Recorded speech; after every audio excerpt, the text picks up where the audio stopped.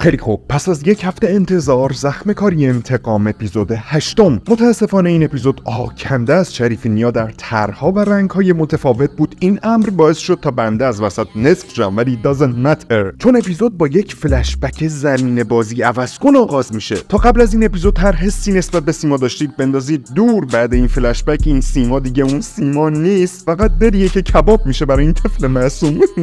چهره بازیگر کودکی سیما با بازیگر بزرگسالیش حدود 70-80% تطابق داره که یک امتیاز مثبت درشت تلقی میشه. و خواهش میکنم تو کامنت ها بر ندارید بگید که این ماشینا کجا 20 سال پیش تو ایران وجود داشتن. مهدویان زحمت کشیده، هزینه کرده، پلاکا رو داده، جلوه ویژه کار عوض کرده. همین بسه. پس از این به بعد همه باید به زخم کاری انتقام احترام بذاریم. ضمناً از شواهد اینطور برمیاد که بابای سیما یعنی مهدی سلطانی صرفاً به سبب فرار از چنگال طلبکاران خودش رو به موشمردگی زده باشه و واسه فصل 4 برگرده تو سریال. این خط اونم نشون. و حالا میرسیم به کلیف هنگر ته اپیزود 7، جایی که آقا رضا قاتل داره به صورت فرست پرسن شوتر رگ سمیرا رو با کارد آشپزخونه‌شون میزنه. مثل اینکه این کارو نمیکنه و صرفاً از منزل سمیرا خارج میشه تا با تبلیغات همیشه کیفیت همیشه تاج روبروشیم. این پاسخ مهدویان به گره اپیزود قبلش. کی یادش بود که برند تاج هنوز مشغول فعالیت سال هاست که ما جملگی با پرسیل رخچرک میشوریم. ولی حالا علل حساب یک قطعه موزیکال برای سیما پخش میکنیم، چون از یک طرف یک فلشبک تکان دهنده ازش دیدیم و از طرف دیگه خب بالاخره ایشون زحمت کشید و آقا رضا قاتل رو تا درب منزلشون مشایعت کرد.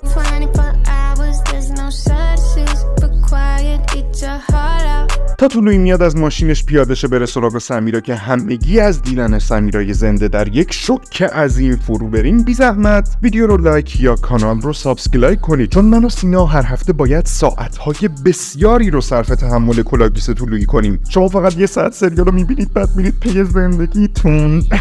اینجا دقت کنید به دقت نویسنده. خیلی‌ها با خودشون گفتن یعنی چی؟ مگه سمیرا خرسه که آقا رضا قاتل اومد تو خونش رژه رفت نفهمید؟ خب بفرمایید سمیرا به طلوعی چی میگه؟ میگه به لطف این قرصا خیلی راحت میخوابم اما سخت بیدار میشم. یعنی نه تنها خواب سنگین سمیرا در اپیزود قبل توجیه شد رفت پی کارش، بلکه فیلمنامه داره یک ویژگی دیگه برای کاراکتر سمیرا تعریف میکنه. سمیرا سخت از خواب بیدار میشود، یعنی این یه دست نداره. اگه اینم یه دست نداشته باشه این یکی که دیگه داره. طلوعی به سمیرا میگه زندگی یه حال خوب به من و تو بدهکاره. واو، این بغض ته صدای طلوعی فکر میکنید برای چیه؟ چون 2 فصل بالا پایین و پیچش و خمش پشت این رابطه است. چقدر دشواره انتخاب هات ترین زوج سریال. هم طلوعی سمیرا هست، هم شریفینیا و عموش، هم مالک و سیما. تا میشنوم راجبت میکوبه ببینم سون دادم سرت هرچی داشتم یه جا فقط بس کن. این سکانس رو توجه کنید. خدایی مثل قبله؟ نه نیست، چون این فلشبک رو از سیما دیدیم. تا الان هممون فکر میکردیم که سیما یه آدم بی‌خاصیت و به درد نخوره که هیچ نقشی تو سریال نداره، اما الان میدونیم که سیما یه آدم بی‌خاصیت و به درد نخوره که کودکی سختی داشته و هیچ نقشی تو سریال نداره. پس حالا میشه در اوج همزاد پنداری با این شخصیت در آتش عشق مالک سوخت. همین که جواد عزتی بگه من یک اسب سرکش بودم کافیه تا تمامی دختران این سرزمین سودای در چنگ کشیدن افسار این اسب و در سر بپرورونن. اما مهدویان میدونه که با نوشتن این دیالوگ ها در این سکانس چه آتشی در جانها به پا کرده. پس الان دقیقاً وقت تبلیغات شیرالات درخشانه تا شعله های حاجی جواد عزتی خدایی خیلی خوب سرکشی میکنه بیش از این زبانه نکشه. در برج ریزابادیز شریفینیا مشغول ور رفتن با پلیکوپی های شرکت. مطمئنم تک تک شما دارید مثلا من آرزو میکنید که ای کاش الان جای اثبات این شما بودید که روبروی شریفینیا نشسته بودید و گولشو میخوردید. یام به این میگن طراحی کاراکتر و بهره‌جویی به هنگام از این طراحی کاراکتر. این اثبات مگه مغز متفکر نیست؟ پس چرا مثل یه احمق به تمام معنا گول فیک فونکار شریفینیا رو میخوره؟ واقعا ممکنه همچین سوالی تو ذهن مخاطب ایجاد شه؟ نه خیر، چون شما بوت‌های شریفینیا رو ببین، این چند تا تار موی سبز لجنی کنار این صورت رو ببین که بالا کاست شده. خب این مجموعه دل سنگ و آب میکنه و تازه این مجموعه داره بهت میگه که به من نگو باینده و پانی صدام کن. تو کفم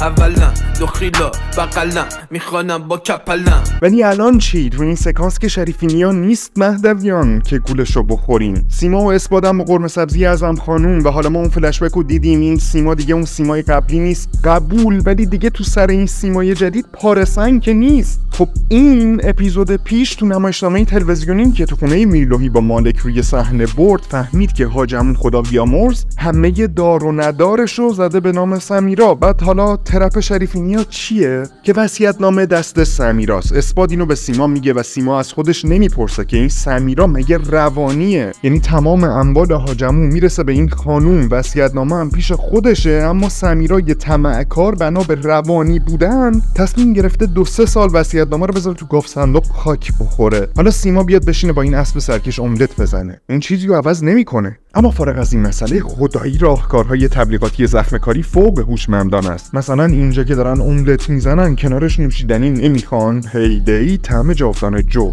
حیف که مغزم تا اونجایی پر نمیکشه که حکمت آر و ابزار موفقیت رو درک کنه، ولی به دلیل ازدیاد تبلیغات تجاری توی این اپیزودی یه میکس بازرگانیمون نشه.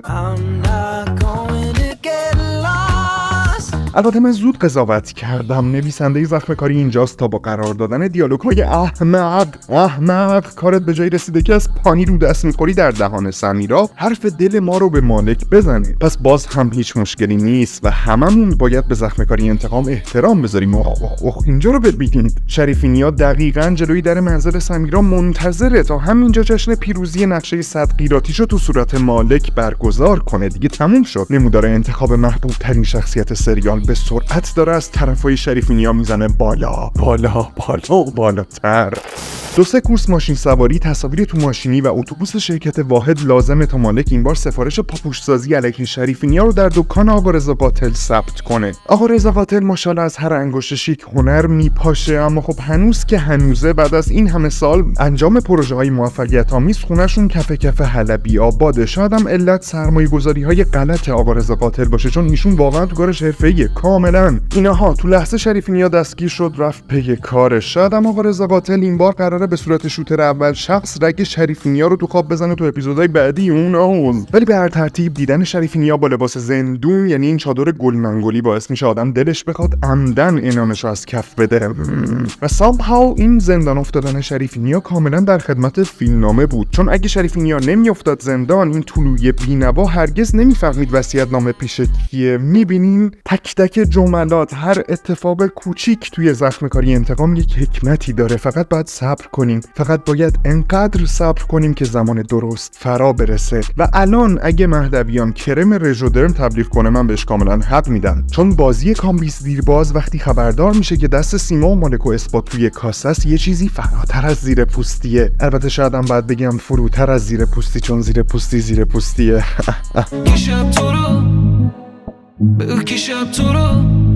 هنوز که هنوزه نمیدونم چرا طلوعی این سوالو از خودش نمیپرسه که اون شفاعت خدا بیامرز اگه استعدادی تو وجود برادرزادش اثبات میدید چرا خودش نیومد تو تمام اون سالها ازش صحبتی به میان بیاره. اما به نظرم اینم مهم نیست و هممون باید به زخمکاری انتقام احترام بذاریم، چون هم وینتک پنجره 1 هم این چال کردن اثبات تو خاک تا زیر گلو جهت خوراک سگ کردنش زیر بارون کلی هزینه رو دست مهدویان گذاشته. ای کاش طلوعی یا هر کس دیگه فردا روزی همین متد رو روی شریفینیا اجرا کنه تا زندگی در زخمکاری برای من و سینا شیرین تر شه. یه وقت فکر نکنید که با شریفینیا پدرکشتگی دارم، نه اصلا، فقط میدونم اینجوری صورت زیبای شریفینیا خودشو بیشتر نشون میده، همین. و اما در پایان همونطور که ملاحظه کردید یا دارید ملاحظه میکنید، شریفینیا با سمیرا بست که پرونده قتل حاجمو توسط مالک به جریان بیفته و این زخمکاری انتقام رو از همیشه پویاتر و جذابتر میکنن. در یو هابیت ووهو. به این اپیزود زخمکاری مثل 2 تا اپیزود قبلی 2 میدم. به نظرم نمره خوبیه و مهدویان باید ازش راضی باشه. ولی خب شریفینیاش زیاد بود، تقصیر من چیه؟ اپیزود پیش شریفینیاش به اندازه بود، همه چی خوب و خوش و اقتصادی و زیبا بود.